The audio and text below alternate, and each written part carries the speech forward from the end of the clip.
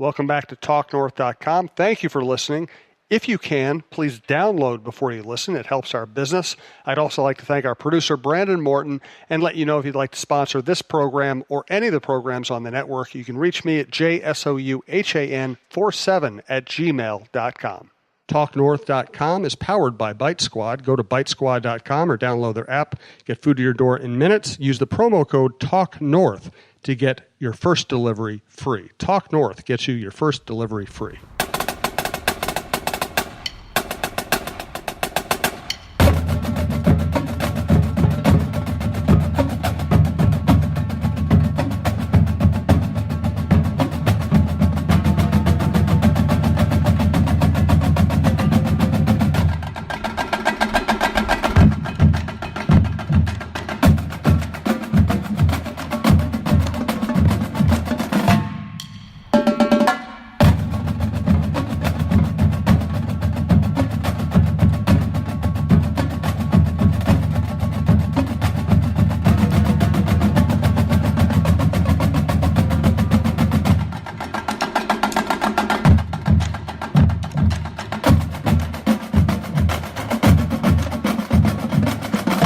Welcome to this week's edition of Preps Today with John Millea. I'm Jim Souhan here with John Millea, who is our prep guru, prep sports guru at talknorth.com. Reminder, bitesquad.com or go to the Bite Squad app and use the promo code TALKNORTH, one word, and you can get free delivery, your first delivery free, that is. If you're in the Twin Cities area, we highly recommend ordering Delano's through Bite Squad. We two of our great sponsors across the network. And thanks to our primary sponsor on this program, gourmetparlorpizza.com. Gourmetparlorpizza.com, based in Royalton, but you can now find them in grocery stores all over the state, and they will also ship anywhere in the upper Midwest. If you have a craving for really good pizza, or if you want to do a fundraiser and be able to actually keep a lot of the money, which is kind of a cool thing when you're doing a fundraiser. Let's start, John. You know, the way we do the show is John sends me a list of topics, some of which I'm very familiar with, some of which I'm not. So his first headline for today was Saints versus Gophers, and I thought, wow, sounds like a complete mismatch. That's an NFL team versus a Big Ten team. No, this is the St. Charles Saints versus the Chatfield Gophers, two wonderful towns in southeast Minnesota. I was down in St. Charles Friday. And I was down there, I got to town a little after 1 o'clock because it was homecoming. So I was going to take in some small-town homecoming festivities. There's about 3,000 people in St. Charles, and Chatfield's 15 miles away. It's a great rivalry. So I got there in time for to see all the high school kids in the gym for the crowning of the homecoming royalty, and they had all kinds of fun and games and music and cheers. And if you go to John's Journal at mshsl.org, you can read all about my trip to Chatfield. But it's just one of these small-town epic homecoming days. You know, there was a parade through town that was shorter than the Rose Bowl parade, let's put it that way. It was a great parade. And then the football game that night, St. Charles came in undefeated. Chatfield came in with one loss. After the game, both teams had one loss. Chatfield beats the Saints 22-6. They were both in the top 10 in Class 2A at the time. And one regular season game to go. Wednesday night this week, it's MEA week in Minnesota, so a short week for most school kids. And the final regular season football games are Wednesday, although I think there's 2 on Thursday. And, you know, I get to these games early. I'm talking to Jeff Johnson, the Chatfield coach, and I'm watching his team arrive on the bus, one bus. They dressed in Chatfield, other than their shoulder pads and their jerseys and their helmets. So they stream off the bus, walk to the bench, which is basically 10 feet outside of second base on the baseball field. That's a small town athletic facility. And they, you know, strap the pads on, pull their jerseys over at the bench. You know, it's an hour before game time. Okay, let's start warming up. And they were wearing all white. Their colors, they are the Gophers. Their colors are maroon and white, and they just looked really sharp. It kind of reminded me of the Oklahoma Sooners in their all whites.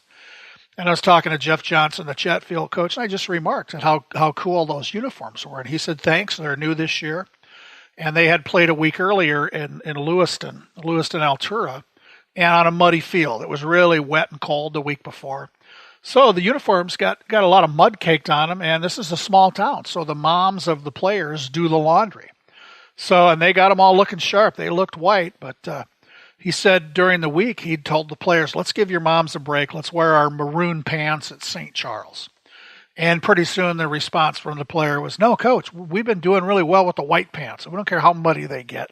Our moms will clean them, so they wore all white. And there were just a lot of great little side stories to this game. One was on the St. Charles sideline. The head coach is Matt Reinhardt. He's 33 years old. It's his third year as the head coach. Now his dad, Jim Reinhardt, is a legend down there. He was the football coach at Rushford Peterson for 24 years. His teams went to state 9 times. Were Class 1A state champs 3 times. So you got the Reinhardts on that sideline. And then the game ends. It was just a wonderful night. You know, it's one of these small town fields. There's not a lot for bleachers.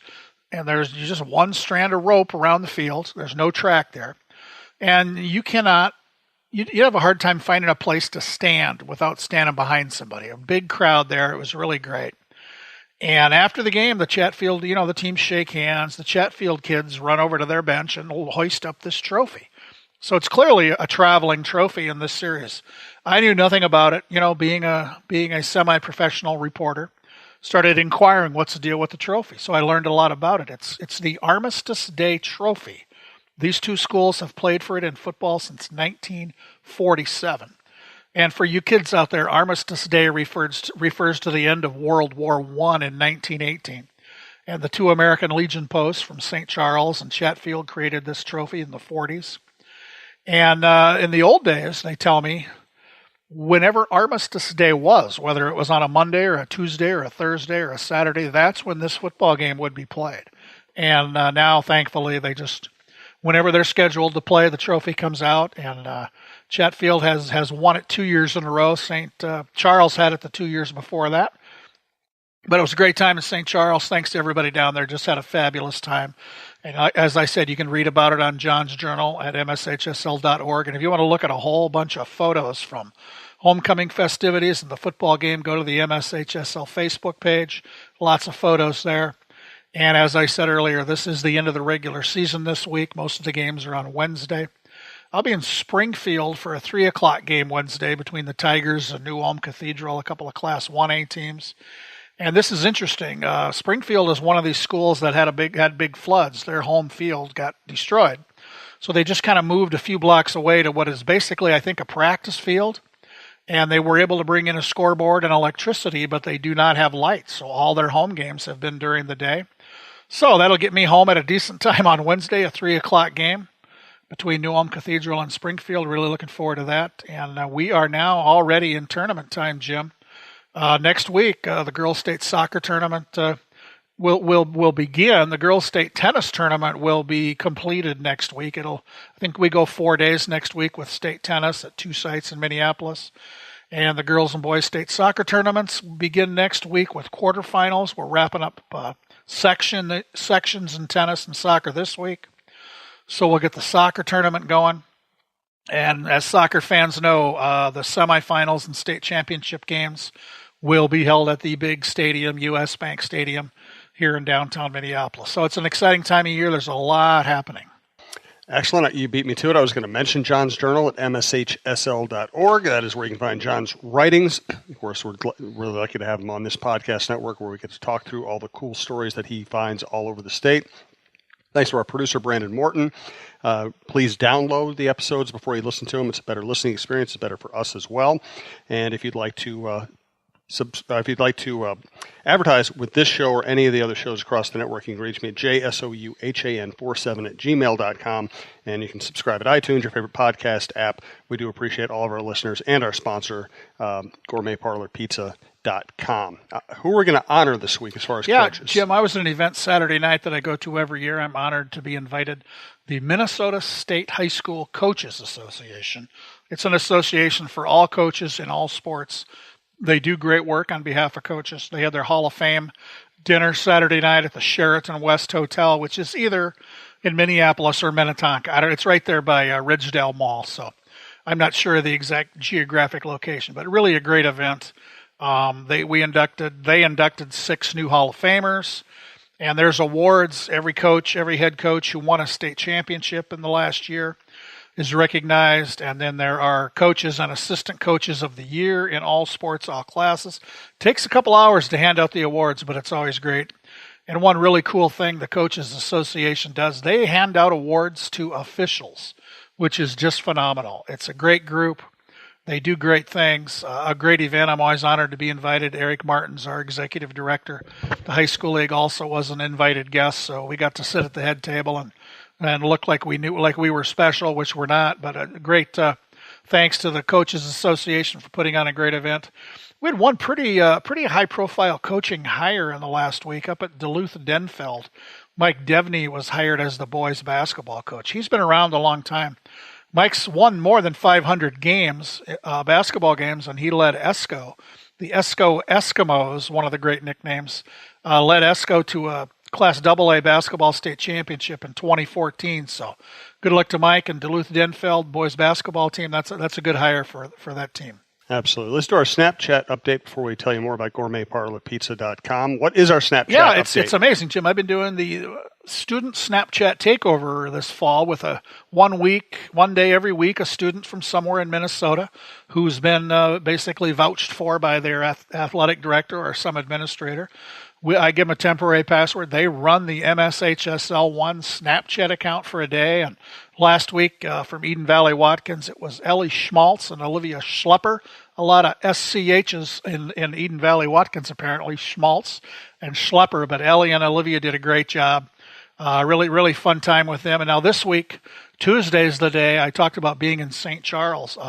Lindsay Otterson, a senior at St. Charles, who's a soccer player, very involved in school. She is receiving instructions as we speak on how this is going to work. So looking forward to a great day of Snapchat from Lindsay. And it's amazing. I was at this coach's banquet, and some old coach who I know doesn't know what Snapchat is remarked to me, "Hey, John, is it Snapchat? Is that what it's called?" Or Bill Belichick would call it Snapface. Snapface, yeah.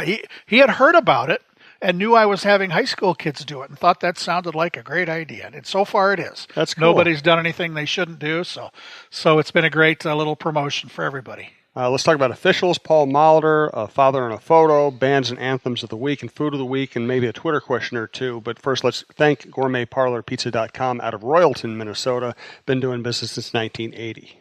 Yeah, you bet, Jim. They do great things. As we know, they have all kinds of pizza products. They specialize in fundraisers for groups that are doing fundraisers. And if you have kids and your kids go to school, you're doing fundraisers. If they're on teams, clubs at school, they can take care of you. gourmetparlorpizza.com is the best way to reach them.